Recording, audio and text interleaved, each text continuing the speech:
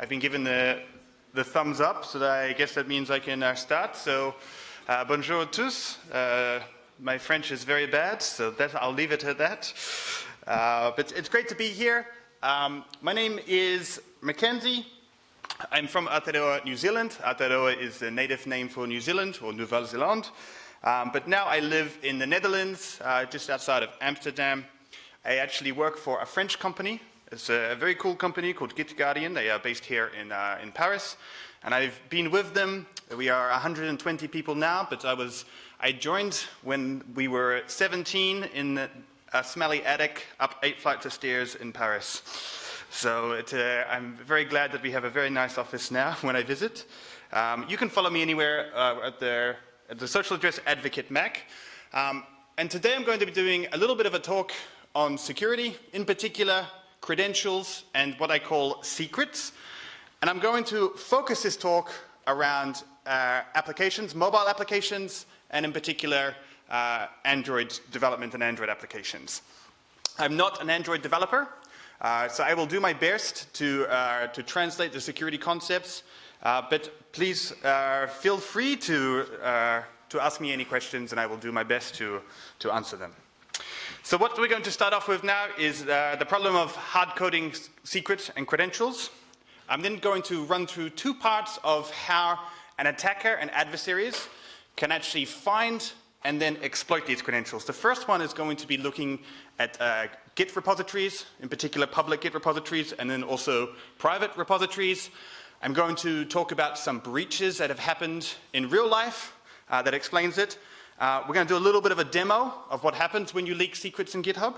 And then the next part, I'm going to talk about some research in discovering secrets inside your compiled APKs. And I'll do a demo of how we can extract these secrets very easily. And then finally, we'll talk about how to securely store secrets in APKs. And hopefully the answer to that is not going to surprise anyone. But we will go through it. So just to get started, what am I talking about when I'm referring to secrets? So when I'm talking about secrets, I'm talking about digital authentication credentials. That's a fancy way of saying API keys, credential peers, access to your databases, for example. It could be encryption keys, security certificates. Anything that can authenticate your application, your user, or machines to other services and machines. So these are the crown jewels in any organization. One of the first things that an attacker is going to do once they make access or once they're targeting you is to try and find secrets. Now they may use these for initial access, they may use them to elevate their privileges, they may use them to understand more about your setups.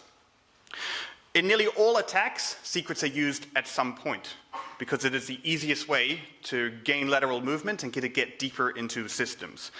And so there's many, many different types of secrets.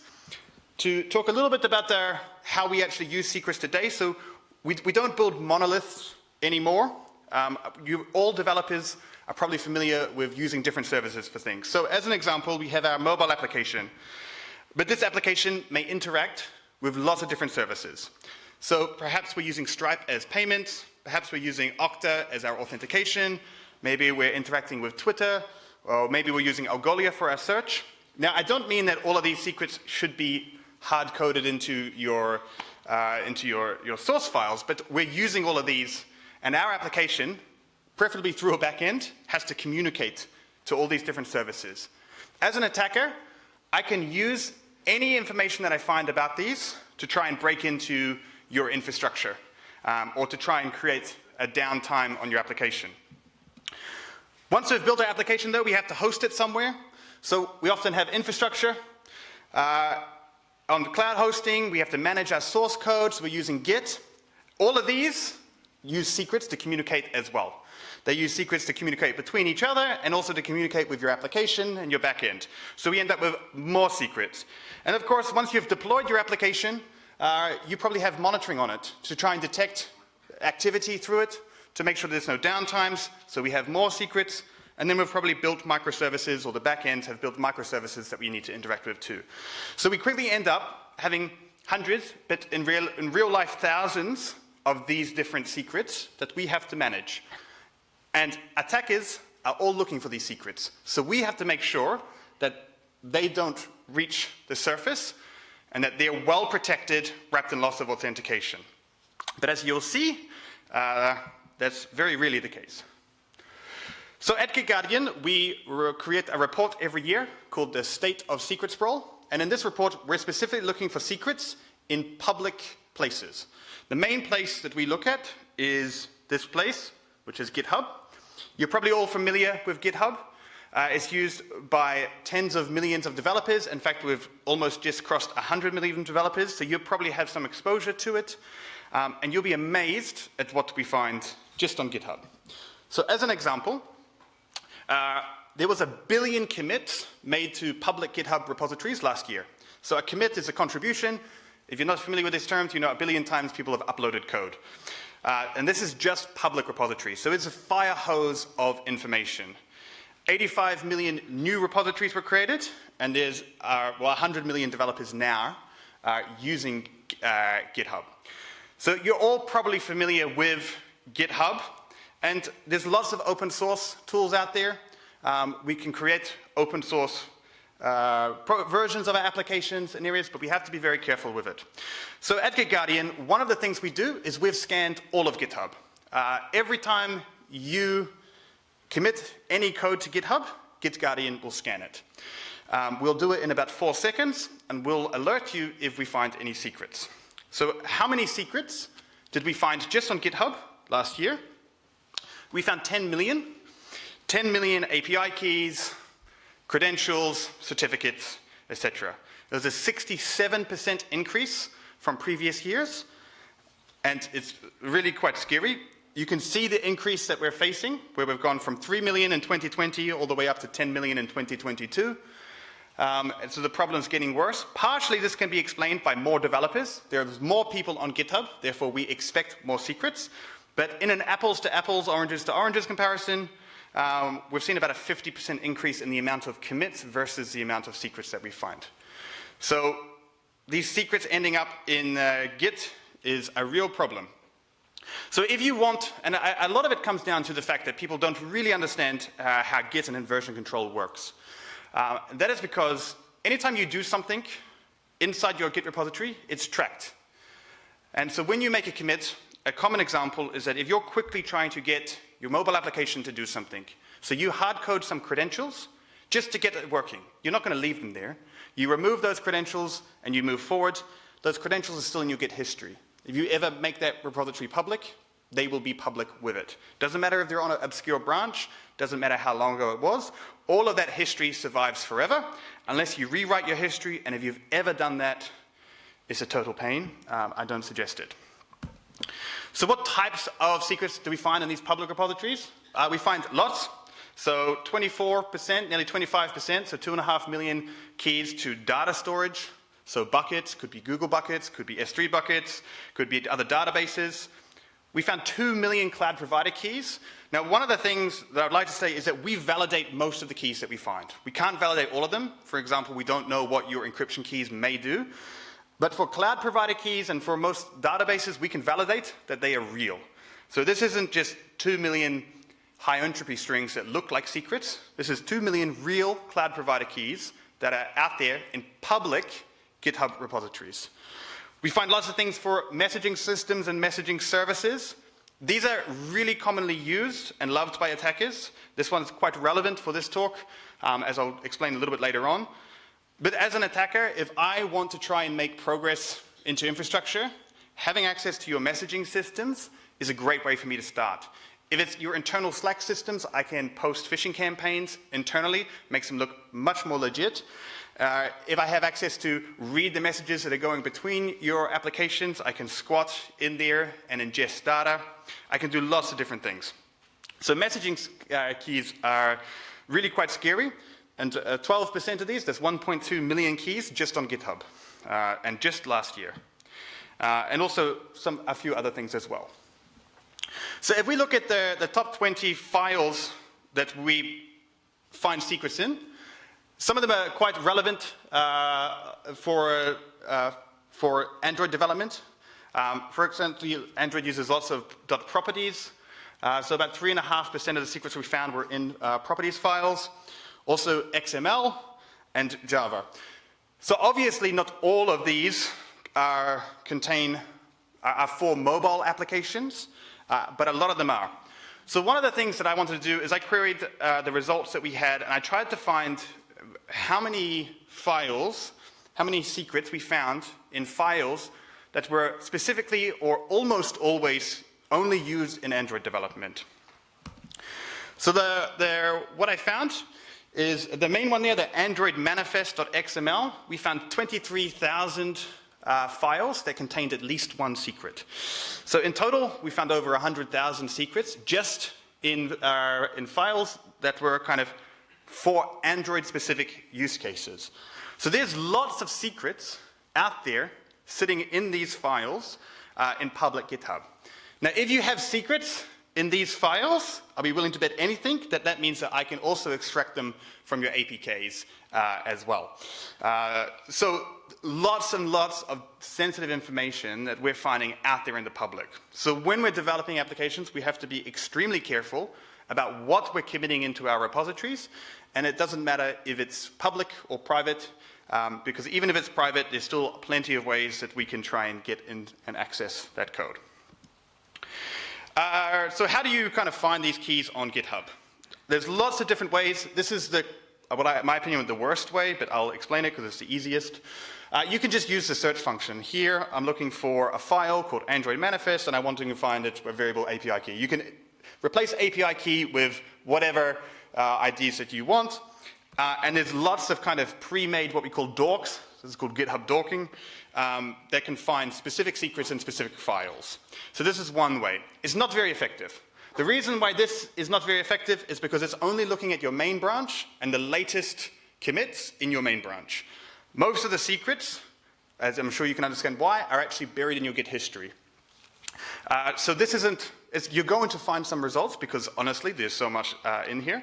But the best place to actually start looking is to leverage the way that GitHub is set up and abuse GitHub's public-facing API. So you're probably maybe not aware, but GitHub has a public API. I can show you it. This is it here.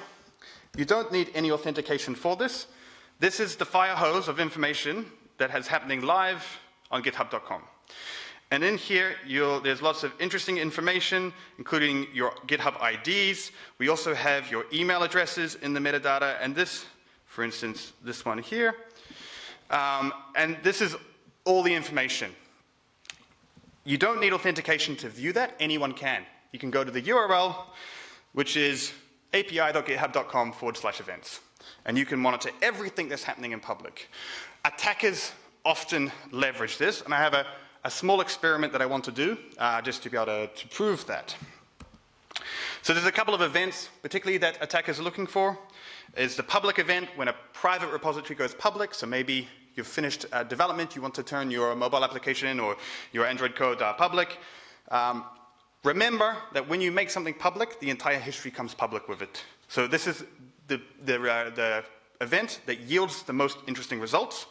And the push event is this when code is pushed. So what I want to do now is just a quick demo. So I have here on my screen some AWS credentials for an AWS account. Now these are honey tokens, so it's a bit small. So these keys don't actually do anything, but I see a guy taking a picture. He's trying to do some crypto mining with them. So what I'm going to do is I'm going to leak these in a public GitHub repository. So I've just put them in here. And what's going to happen, yep. So I've leaked this in Android manifest or XML file. The formatting's all wrong, but that doesn't matter because the only thing that's going to be looking at this is going to be bots. So if I go back to here, what's going to happen is it's going to let me know every time someone tries to access those keys. So I'm going to come back at the end of the talk, and we'll see how many times people have tried to abuse those keys that we just leaked in public GitHub. And so hopefully the attackers aren't asleep, but... So when has this actually been a problem? When has there been breaches? Yes, and there's a lot of breaches. There's one that legally I'm not really supposed to talk about, but there's a massive one. So SolarWinds breached.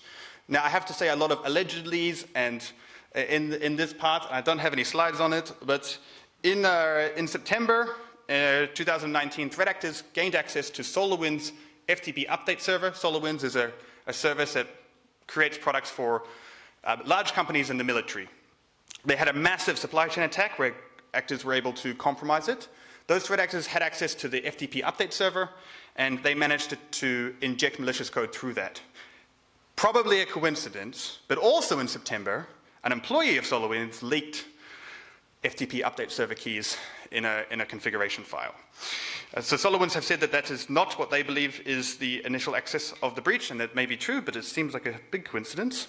But moving on to one that I can talk about. This one is for Toyota. Now, Toyota has a mobile application called T-Connect. T-Connect can do all kinds of fun stuff, like start your car, find your car. And to help them, there was a contractor working on that. In 2017, the contractor leaked some code. Some of that code was in a .properties file, and that made its way onto public repository in GitHub. It remained there for 4 years before someone found it.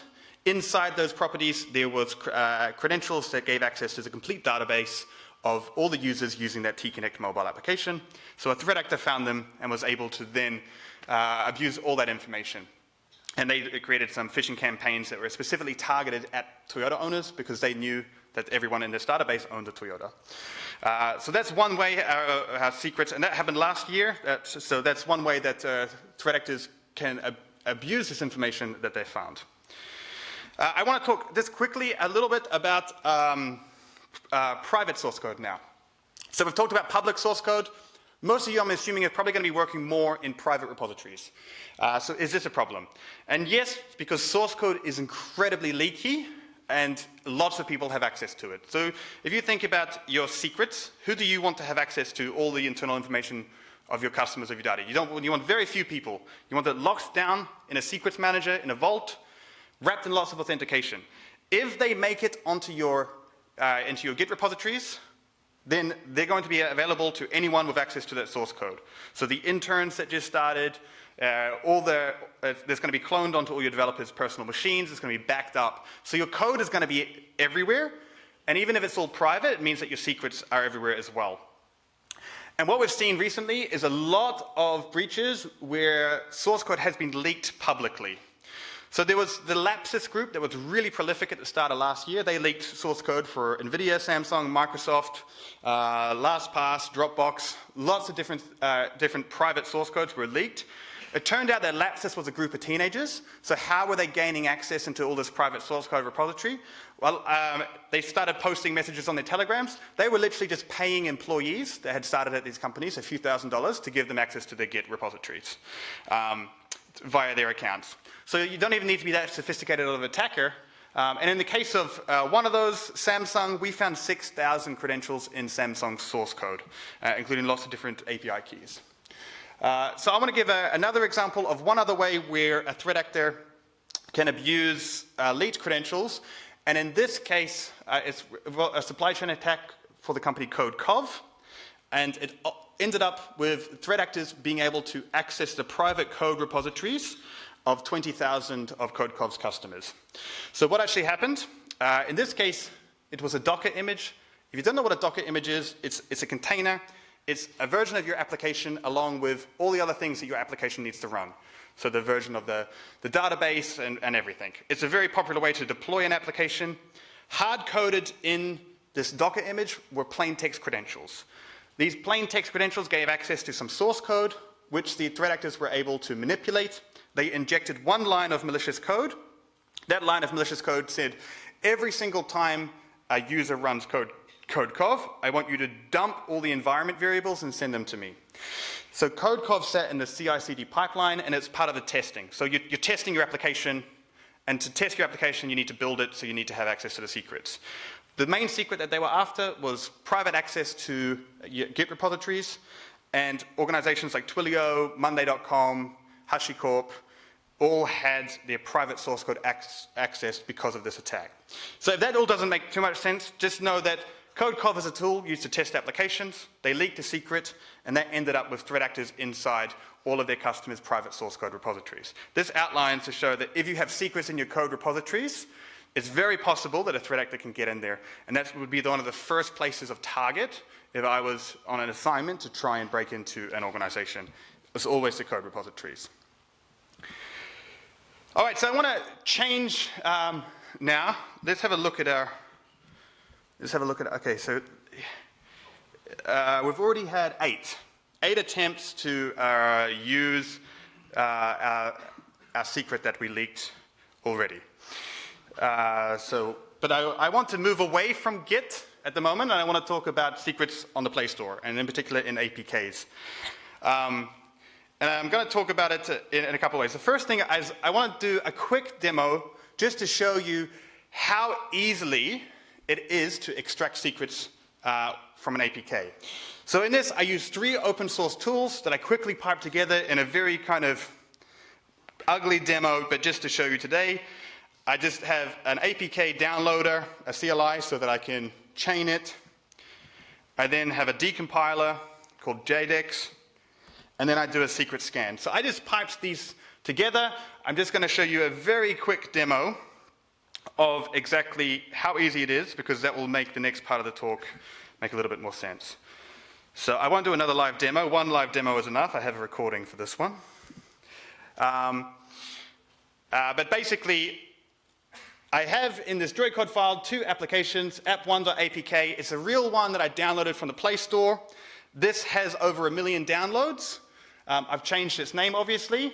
And so all I'm doing now is I'm just decompiling this so that I can access the source code files of it. It only takes a few seconds. So an APK is a glorified zip file folder. And so if you think that your information is secure in there, it's not. You can access any of the files very easily once you decompile an APK. The next thing that I did is I then decided to just do a scan. So there's 20,000 files that this has unloaded. They're always not very readable, obviously, when they've been recompiled. So I'm just going to do a scan using GG Shield for this application to try and identify secrets. So there's going to be a lot of media files that it can't, that will kind of spit out some errors. But once they're all done, we will get to the bottoms. So we just give it a little bit. This is feeling a lot longer now that I'm up here. But yeah, so this is just going through all the files and just scanning them for secrets. There's going to be secrets commonly in a couple of files, but if they've been hard-coded anywhere else, it doesn't matter that it's been compiled and then decompiled. They're still going to be inside. They're still going to be inside that APK, and I'll still be able to extract them. So we have a lot of secrets here. There are a few of them that could be real, but will need a lot of investigation. So there's a lot of generic secrets, which are APKs, but I'm going to focus on the secrets that I know what they are. So for example, we see one there down the bottom, the Slack webhook. We can also see that this is a valid Slack webhook. So if this connects into a Slack messaging system, I can then spam that messaging system.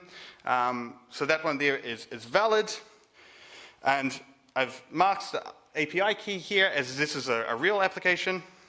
We have a couple of generic passwords that would need some further identification. Then we have a couple of Google API keys, which are also valid, that we can see there. That's in a Java file, so they've been hard-coded directly into the source code, so they're not in a properties file or an XML of the sorts. And we're also going to have a few more. Yes. More Slack webhooks. And we also have some Facebook keys coming up as well, which are used during the login process. So what can you do with all of these secrets? Now, some of these may not be that sensitive. Some of the secrets that we found lots of are things like Firebase APIs, and you can lock those down on the other side. But as an attacker, you can do a surprising amount of things for this. This one's very sensitive. This is the Google OAuth keys that are in there. So that can give me access to lots of fun stuff if I want to. With the Facebook application keys, I can potentially use these to spam, create lots of accounts, and bloat up databases and prevent access for real users. Again, these are valid. So we can stop this now, but lots of different secrets. Now, I didn't spend a lot of time doing that. I tried to find one that was interesting. This was like the third one that I tried. Most of them had secrets in them. And I didn't want to find anything too sensitive because you kind of have to play a line with not exposing someone's cloud credentials. So what I want to talk about now is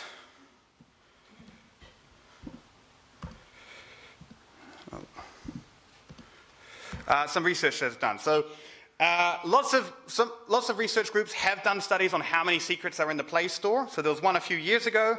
They found 12,000 apps contained master keys, secret access keys. The one that I'm going to talk about is from Cyber News, which I've been involved with those teams. And during the Cyber News research, they downloaded 50,000 random APKs from the Play Store and scanned them all for secrets. Now, because there was a limited scope research, they only looked inside the strings.xml file. They didn't look inside the complete application. So there's probably a lot of secrets that were actually missed during this talk. I'm only going to give you a high-level overview, but I did a webinar with this research team at Cyber News. That's an hour long where we go into all of the details of that. If you want to check out that webinar, then there's a QR code there. And that's an hour long that looks at specifically this research project and how it was. So you can go a little bit deeper if you want. But as a high level, what they found is that 55% of the applications contained at least some hard-coded secrets. So that's massive. Now, that doesn't mean that 55% of the applications on the Play Store are completely pwnable, and we can take them over completely. There's varying levels of severity. For instance, a Google Maps API key, perhaps not that sensitive, but I still can spam it, and I can still rack up a huge bill if I want to. So what were some of the key things that we actually found in this process? So the number one secret that was found is Google storage buckets. So these are really quite sensitive and contain information from it. We found 13,000 Firebase URLs. 10% of those Firebase accounts had absolutely no security controls on them. So about 1,000 Firebase databases were completely accessible from that. Because, as I said, you can lock these down from the other side, but if you're relying on making sure your configuration on the server side of all these tools is perfect, and that's how you're preventing attackers, then it's worrying because there's lots of ways to abuse these. So some other secrets, Facebook app IDs, that's a common one, Facebook client tokens. The combination of those two can be really sensitive and can kind of spam applications and restrict access. And in total, they found 124,000 secrets in there. The top categories of those secrets, health and fitness was the number one, followed by education. And I've done a small experiment of myself, and I took as many APKs as I could find of services that were using ChatGPT, because there's a huge amount that have popped up everywhere. And in about like 80% of them, they had the open API credentials in the APK that was extractable. So that's probably the number one at the moment, ChatGPT clones. So lots of different kind of sensitive. Basically, there's no category that isn't leaking secrets of some sort.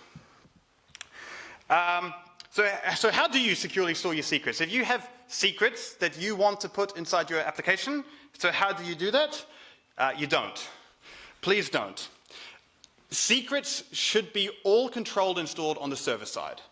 Now, as I said at the start, I'm not an Android application. I can think of one scenario, maybe like a crash, if you're using a crash logging service, where their secret could be on the APK. But I can't really think of any scenarios where it would need to be accessible and stored in the APK. And I'm not talking about secrets that are created by your application to encrypt data or secrets they use in the key store. I'm really talking about secrets for third-party services. I cannot come up with a good enough reason of why they should be there, but they all are.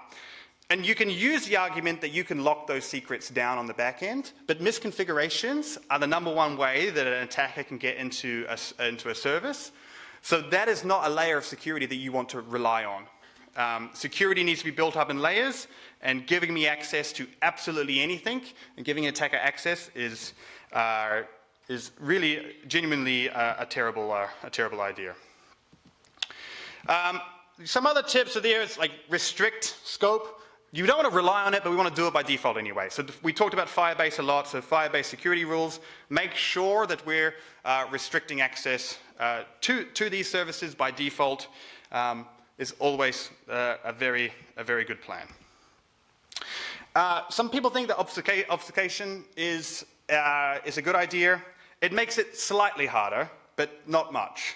So for instance, if you enable minify in your build Gradle, then this is going to offset the code to another little. It's going to make it harder for me once I've decompiled it to be able to understand it, but it's not going to hide your API keys.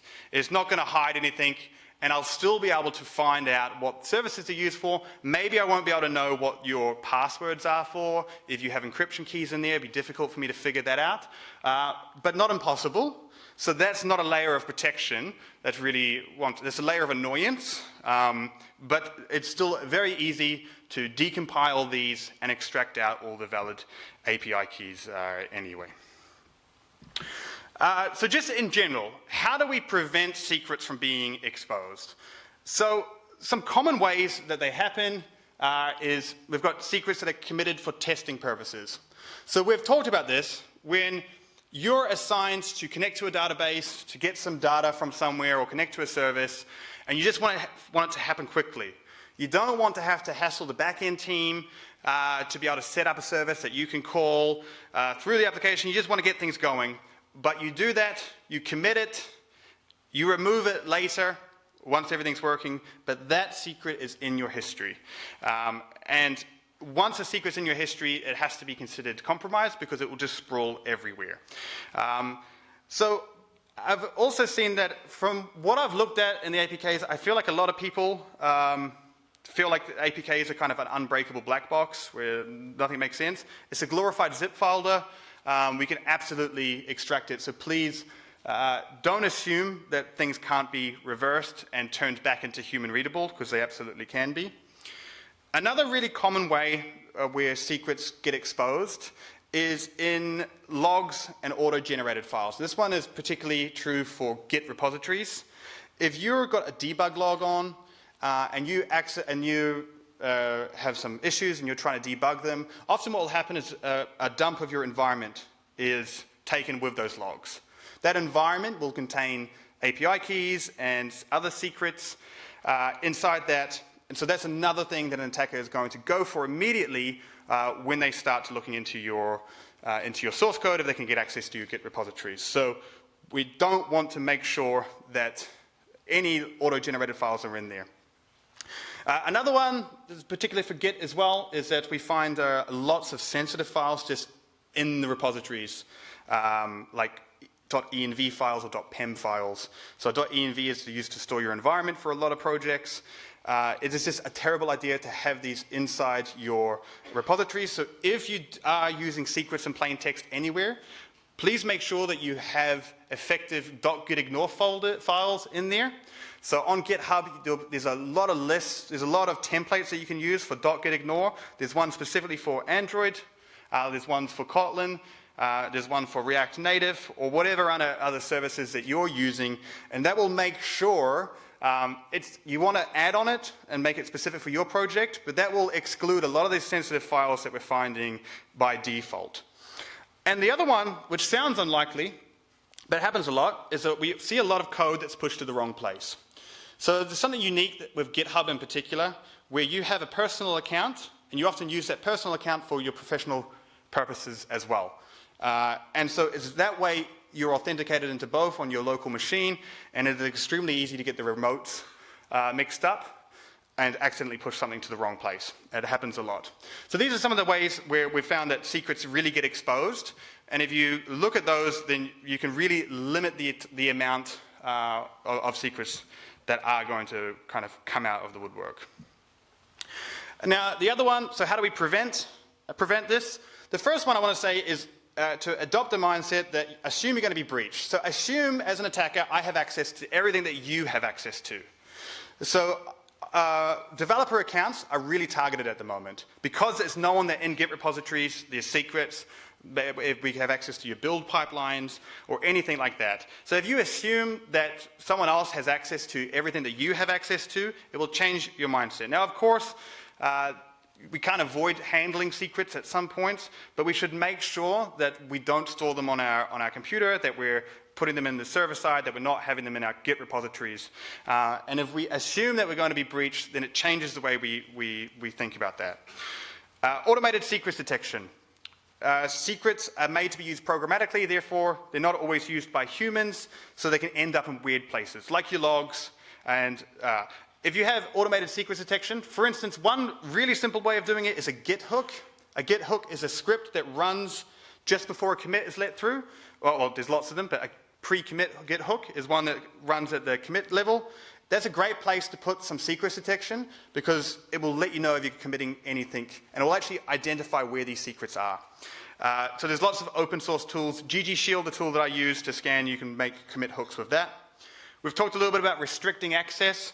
So while I said don't rely on having access restricted on the server side, we should still do it. Whitelist IPs, if we can sign things with our APK, make sure that we're using the valid things and that we're limiting access only to what we expect, then we're on a good track. And the other one is to use short-lived credentials. If you're managing API keys and credentials, make sure that these don't live forever.